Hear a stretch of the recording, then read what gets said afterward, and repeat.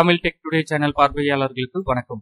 60 லட்சம் ஏழை தொழிலாளர்கள் பயன்பெறும் வகையில் ரூபாய் 2000 வழங்கும் திட்டத்தை முதல்வர் அவர்கள் ஜெயலலிதா பிறந்த தினமான இன்று தொடங்கி வைக்கிறார். வறுமை கோட்டிற்கு கீழ் இருக்கும் 60 லட்சம் ஏழை தொழிலாளர்களின் குடும்பங்களுக்கு தலா 2000 ரூபாய் சிறப்பு நிதி வழங்கப்படும் என்று சட்டசபையில் 110 விதியிட்டு முதல்வர் அவர்கள் அறிவித்திருந்தார். இதையடுத்து கடந்த 16ஆம் தேதி வெளியிட்டுள்ள அரசாணையில் ஏழை தொழிலாளர்களின் வங்கிக் கணக்கில் நேரடியாக ரூபாய் 2000 செலுத்தப்படும் என்று தெரிவிக்கப்பட்டது.